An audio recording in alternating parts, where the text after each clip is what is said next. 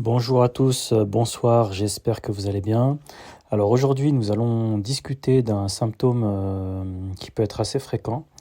En fait, on va évoquer les différentes causes possibles. Bien sûr, cette liste n'est pas exhaustive et dans tous les cas, il faudra aller voir un médecin en cas de problème médical, comme je vous le dis à chaque fois. Donc en fait, la diarrhée, des fois, on peut se poser des questions. J'ai de la diarrhée, pourquoi? En fait, la diarrhée, ça peut être vu de deux façons différentes. Soit c'est en fait des selles qui vont être non moulées, c'est-à-dire des selles liquides comme de l'eau, ou bien des selles un peu pâteuses comme de la purée, ou bien glaireuses ou glairo-sanglantes, c'est-à-dire glaireuses avec du sang. Euh, et en fait, voilà, c'est soit la consistance, soit la fréquence qui est augmentée. Et en fait, quand on a des diarrhées, bien sûr, ça peut être des diarrhées chroniques, c'est-à-dire en gros, ça fait depuis plus de 3 mois qu'on a des diarrhées. Ça peut être des diarrhées depuis plusieurs semaines. Ça peut être des diarrhées depuis quelques jours. Et en fait, ça peut être des diarrhées continues. On a ça tout le temps. Ou des jours de pause. Des fois, on a la diarrhée, des fois pas.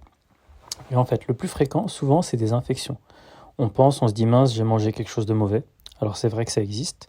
Il y a les diarrhées virales, en fait, rotavirus, norovirus, il y a plein de virus qui peuvent donner des diarrhées. C'est souvent des diarrhées liquides et souvent on reconnaît parce que c'est liquide comme de l'eau, on a mal au ventre, on a parfois envie de vomir, on a gastroentérite virale, c'est-à-dire parfois on a mal à l'estomac, on a juste des nausées, vomissements, parfois on a que de la diarrhée, parfois les deux.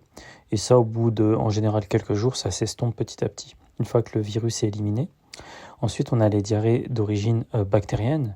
Ça, c'est un peu plus embêtant. C'est des bactéries, il y en a plein, vraiment plein. Je ne peux pas faire une liste exhaustive, mais il y a Campylobacter, Yersinia, Shigella, les fameuses salmonelles, Escherichia coli, etc. Et en fait, on peut attraper ça dans de la nourriture mal conservée. Par exemple, viande mal cuite, poisson mal cuit, ça peut être des fruits de mer, ça peut être des produits laitiers mal conservés, ça peut être vraiment beaucoup d'aliments. Et en fait, ces bactéries-là, malheureusement, ça persiste. Ça donne plutôt des diarrhées qui vont être glaireuses ou sanglantes. Et en fait, tant qu'on n'a pas pris d'antibiotiques pour détruire cette bactérie, en général, ça persiste. Donc c'est pour ça que si on a des diarrhées qui persistent, il faut toujours voir son médecin pour faire une bactériologie des selles, c'est-à-dire mettre en culture les selles, voir s'il n'y a pas de bactéries et voir quel antibiotique donner. Des fois, ça peut être intéressant, surtout quand ça dure depuis un moment et qu'on a essayé plein de choses. Sinon, dans les diarrhées virales, bon, c'est juste des traitements symptomatiques, on donne de quoi calmer, et puis on mange du riz, des bananes, des carottes, tout ce qui constipe. On s'hydrate beaucoup, ça c'est important. Et ça finit par passer où on prend des traitements très simples, hein. Il y a, en fonction des pays, il y a différentes spécialités. Voilà. Sinon, il y a les diarrhées parasitaires. Ça, c'est un peu plus rare. C'est des parasites, des petits organismes qu'on peut attraper en voyage souvent, ou même localement. Ça, il faut toujours se poser la question quand on vient d'un pays tropical ou un peu différent. Ça, pareil, ça se teste dans les selles. Un peu plus dur parce que les tests, il y a beaucoup de faux négatifs. Ensuite, nous avons, voilà, ça c'est les principales causes. Mais des fois, on peut avoir des fausses diarrhées du constipé. C'est des gens en fait qui sont constipés, qui ont une accumulation de sel, ce qu'on appelle une stase stercorale, qui ont en fait des matières fécales accumulées.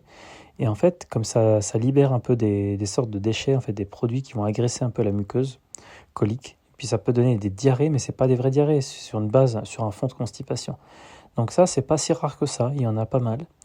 Il y a aussi des fois des diarrhées, malheureusement, c'est des maladies inflammatoires de l'intestin, maladies chroniques ou aiguës. Par exemple, il y a des gens qui font des diverticulites. C'est des inflammations, voire des infections de diverticules, c'est des petites poches qu'on a au niveau du côlon.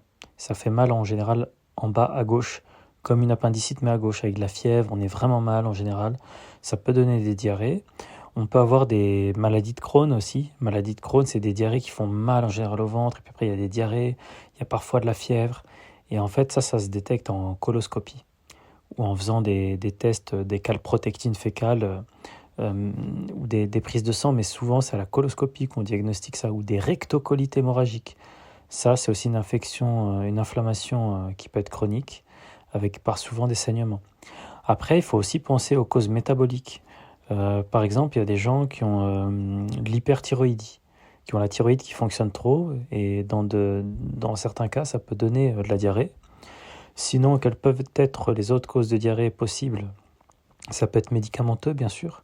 Certains médicaments que vous prenez, bien regarder les notices, les effets secondaires peuvent accélérer le transit. Voilà, là on a évoqué les principales causes. Il y en a d'autres, mais c'est beaucoup moins fréquent honnêtement, hein. On peut toujours chercher, mais c'est des cas rares. On est en dehors de la courbe de Gauss. Voilà. Donc, dans tous les cas, ce qu'il faut faire en général, ben, bien sûr, on adapte son alimentation, on s'hydrate bien, on va consulter, on explique le type de diarrhée que c'est, depuis quand, et en fonction de ça, ça oriente vers les examens qu'il faut faire. Et puis, les traitements diffèrent, hein. Ça peut être diarrhée bactérienne, c'est des antibiotiques. Diarrhée virale, c'est juste des traitements qui calment les symptômes. Les maladies de Crohn, ben, quand c'est positif, souvent il y a des traitements.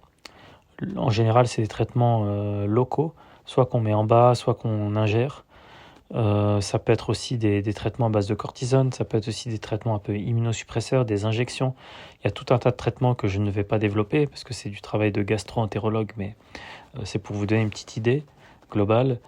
Voilà. Donc, si vous avez des symptômes qui perdurent, moi je dirais au-delà de quelques jours, franchement, au-delà d'une semaine, même un peu moins, et surtout s'il y a de la déshydratation, de la perte de poids, perte d'appétit, impossibilité de boire, là, il faut consulter immédiatement. Voilà. Allez, bonne journée à tous et bon courage. Au revoir.